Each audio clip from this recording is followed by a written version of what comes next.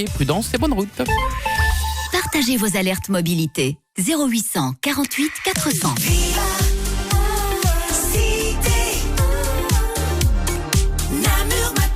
Avec Xavier Pansard et Grégory Fob. Excellent réveil, très bon début de journée avec nous sur Vivacité. Nous sommes le mardi 23 juin. Bonne fête à toutes les Audrey. Bonjour Grégory. Ça va Xavier? Mais écoutez, ça va très bien.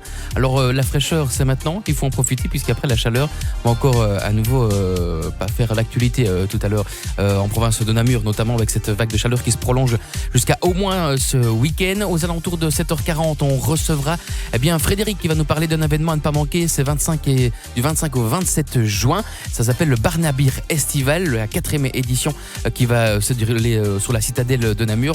On en parlera avec l'organisateur, le responsable de ce festival. Mais avant cela, on va retrouver Catherine Vandenbroek. Bonjour Catherine. Bonjour. Alors, je vous rappelle que vous êtes rédactrice en chef du magazine Allumeuse. Dernier numéro qui est sorti il y a quelques jours maintenant. Qui va sortir dans quelques jours. Il va sortir dans quelques jours et on va en parler justement. On va teaser un petit peu ce qu'on va pouvoir retrouver dans ce magazine.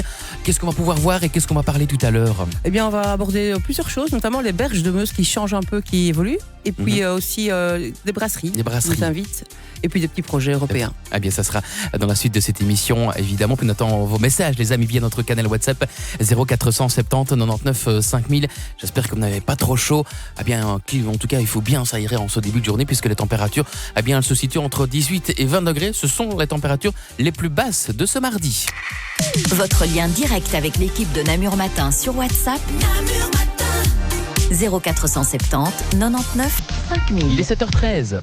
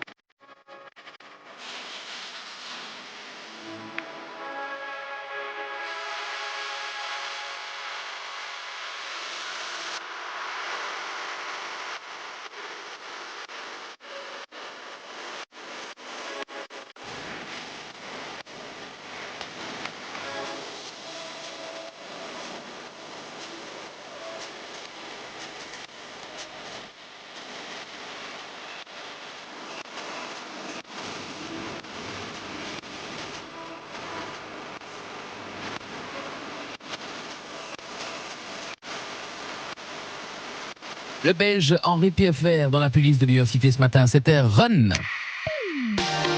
Namur Matin, Vivacité.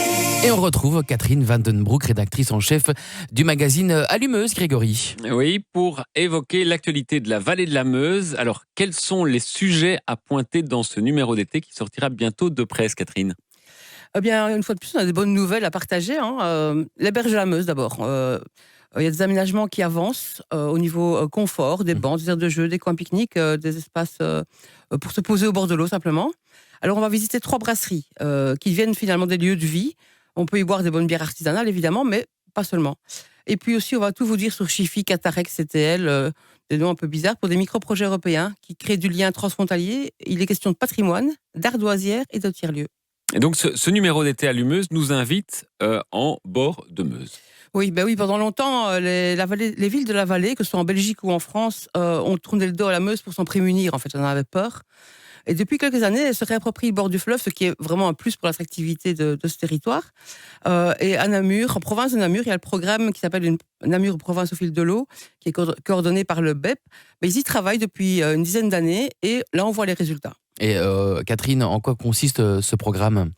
Mais pour être tout à fait honnête, ce programme, il va pas seulement au bord de Meuse, il va aussi au bord de Sambre. Ah, Et l'idée, c'est d'offrir un peu une expérience continue aux promeneurs, aux gens qui fréquentent le Ravel surtout, hein, des cyclistes, des promeneurs, des plaisanciers aussi qui utilisent les haltes nautiques. Et donc avoir une vision globale de cette vallée de la Meuse. Il y a 7 communes qui sont concernées. Il y a Floreffe, Sambreville et Jemep-sur-Sambre sur la Sambre. oui. Et Andenne, Profondeville et Ivoire sur la Meuse et puis Namur des deux côtés. Et Catherine, de quel type d'amélioration parle-t-on ?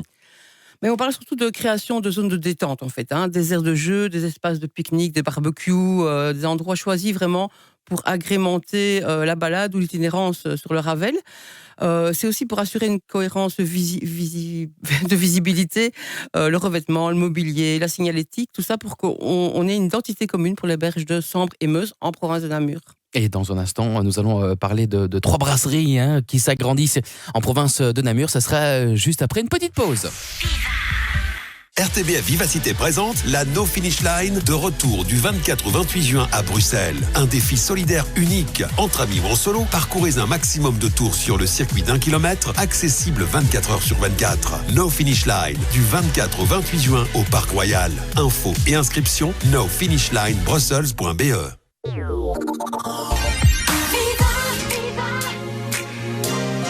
Namur Matin. Avec Xavier Ponsard et Grégory Fob. Vivacité.